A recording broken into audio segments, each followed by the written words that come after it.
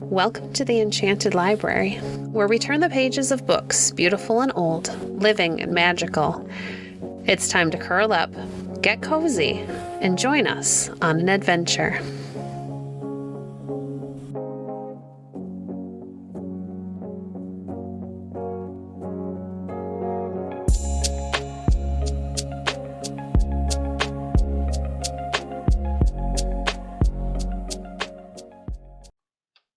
Today we're reading from Redwood Pioneer by Betty Stirling, Chapter 15, Mikey in Charge.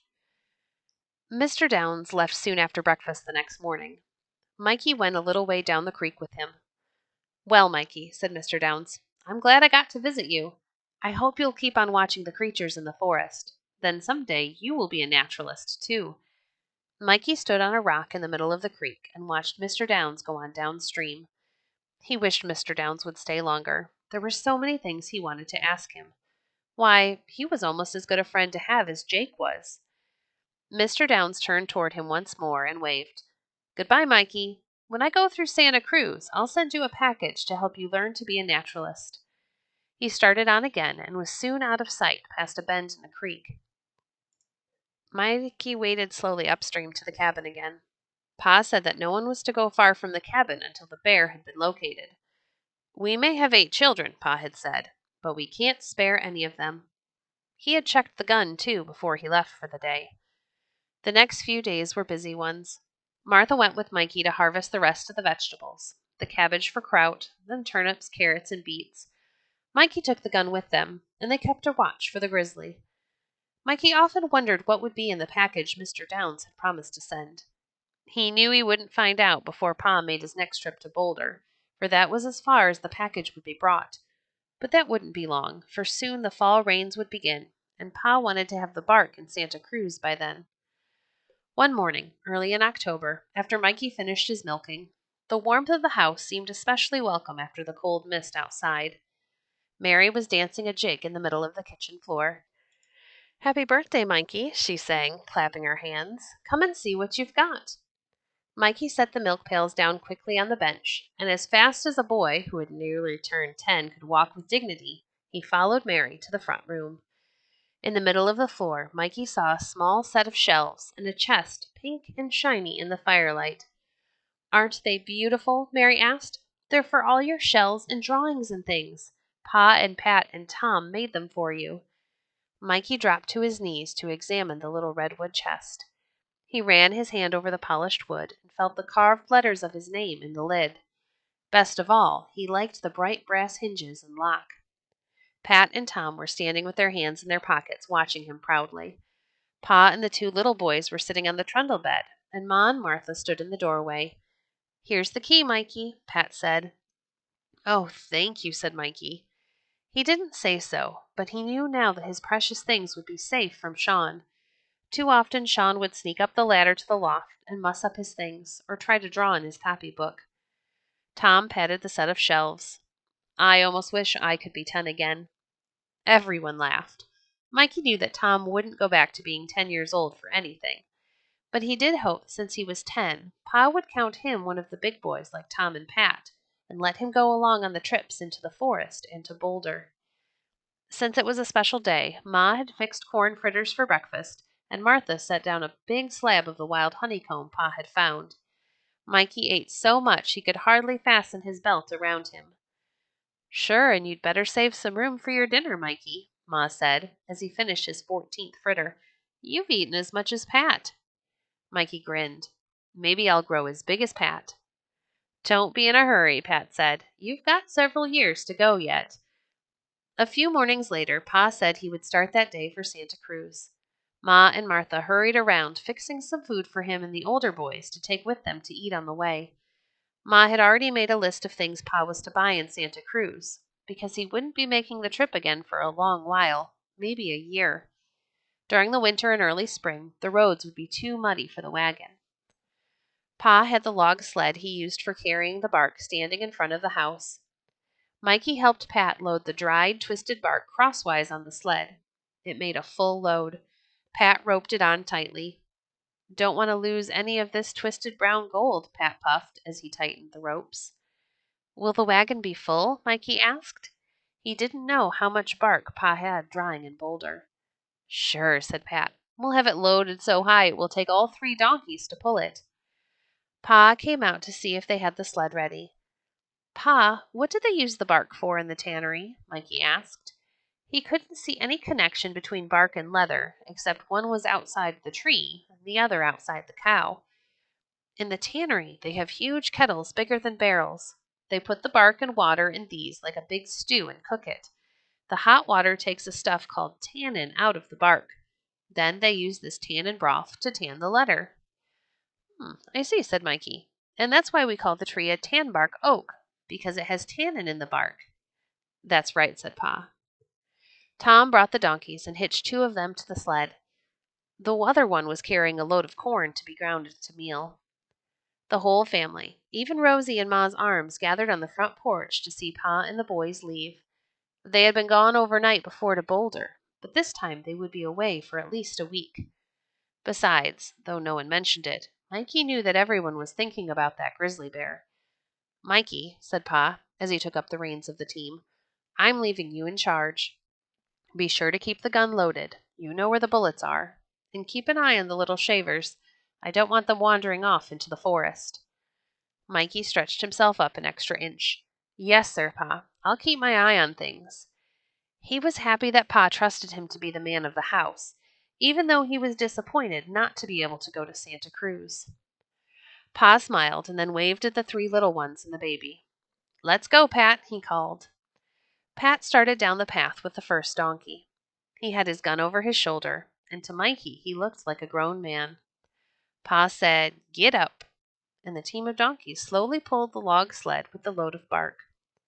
Tom walked on the other side from Pa. He carried an axe in case they had to clear any underbrush out of the sled's way. Soon they were out of sight in the redwoods. Chapter 16.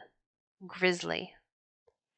Mikey felt a bit lonesome when he woke up in the loft and couldn't hear Pat snoring or Tom moving in his sleep. Then he remembered that Pa had left him as the man of the house. He jumped out of bed quickly and dressed by the gray light from the loft window. The mist drifting in through the window made him shiver. He hurried down the ladder to the warm front room and then out through the kitchen, where Ma and Martha were already busy. When he had finished the milking, Martha had the table set for breakfast. Since you're taking Pa's place, she teased, you may as well sit here at the head of the table. Mikey laughed and sat down quickly on Pa's sturdy bench. I'll have a bowl of mush and 6 eggs, he said in a deep voice. So, said Martha, who do you think you are? The hens only laid 5 eggs yesterday. They're molting, you know. You can only have 1 egg, Mr. Mikey O'Grady. After breakfast, Mikey took the axe and the gun and set off for firewood. He would have to cut plenty of firewood to be ready for the rainy weather. The first trees Pa had chopped down were dry enough to cut fairly well now. Since he wouldn't be going far, he let Sean and Liam tag along. Mikey could feel his muscles bulge when he chopped the tough wood. At this rate, he would soon be as strong as Tom. Anyway, he hoped so. Sean and Liam played in the leaves and collected acorns and acorn cups to play with. Before long, they had all their pockets bulging with the acorns and tiny redwood cones. Mikey always marveled that the immense redwood trees should have such small cones.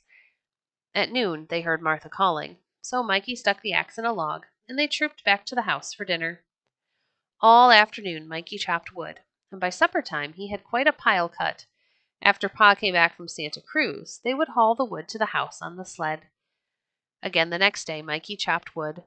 Sean and Liam had tagged along, so he was careful to see that they stayed close by him. He wasn't going to let them wander away and get chased by a bear. He kept the loaded gun near him on a stump. He was glad when he heard the call to supper and they could return to the cabin. After supper, Ma needed a bucket of water. By the time Mikey had finished the milking, the sky was murky dark with mist. He fed the calf and put Maury and Bossy in their stalls. The mist became lighter, and Mikey knew the moon had come up. He could make out the shapes of the trees in the woodshed.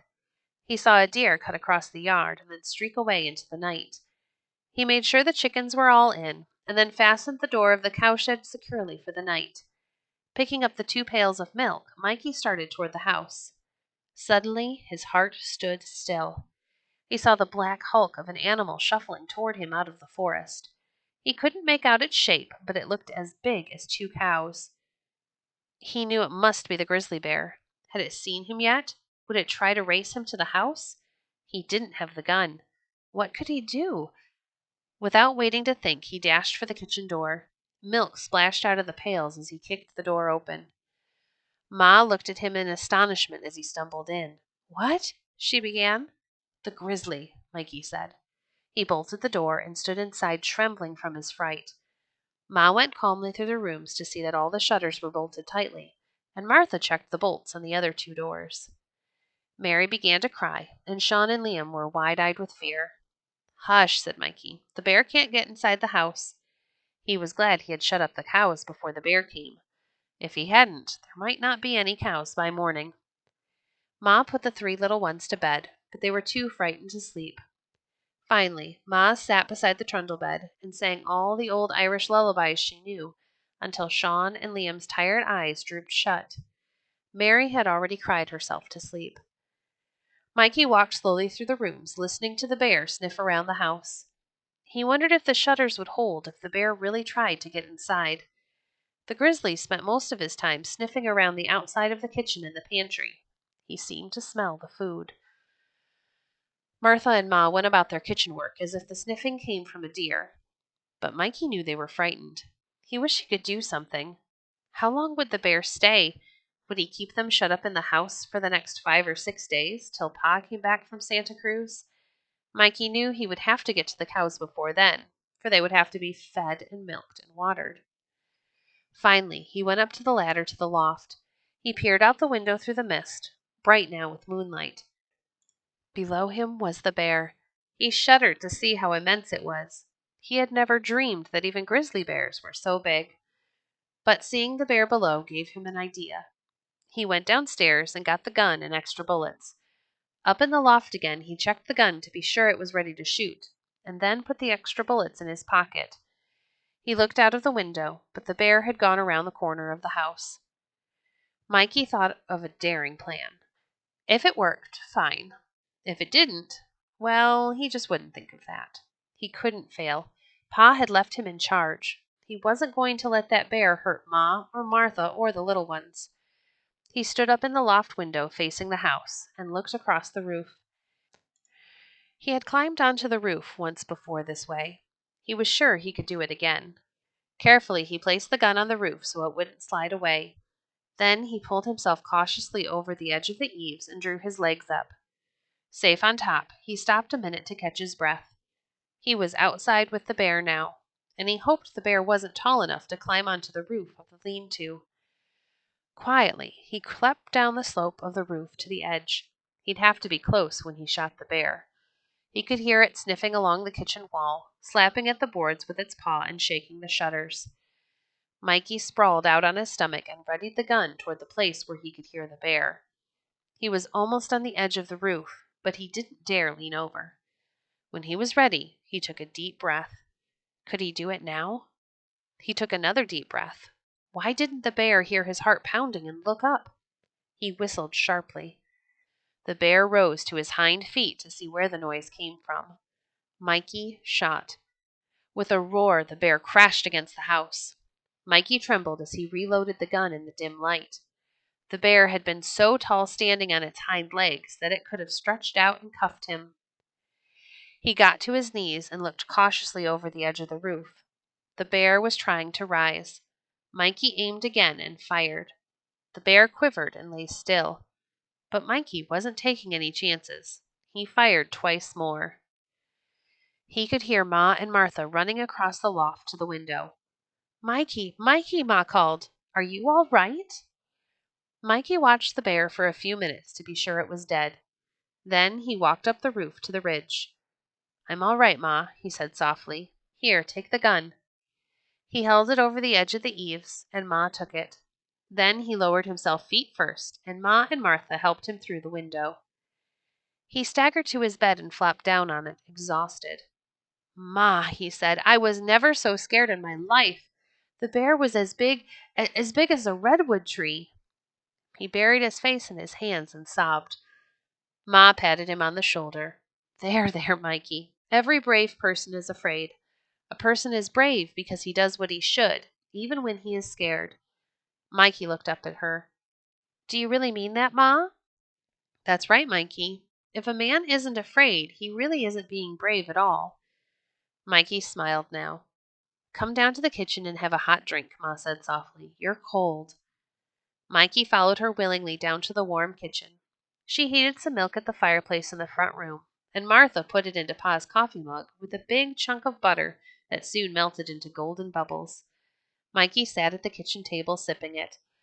We'll see about the bear in the morning, Ma said. Nobody will bother it during the night. Mikey agreed. After he finished the hot milk, he climbed to the loft and in a few minutes was sound asleep, dreaming about shooting grizzly bears as big as redwood trees. It was barely daylight the next morning when Mikey ran quietly down the ladder and outside into the mist to take a close-up look at the bear. In the dim light, it looked like a huge black rock against the house. Mikey was proud that he had been able to save the family from harm by killing it. After breakfast was over and the morning chores were done, Ma and Martha came out with sharp knives and began to skin the bear. It was old, Martha said, but we'll still have a fair rug for the front room.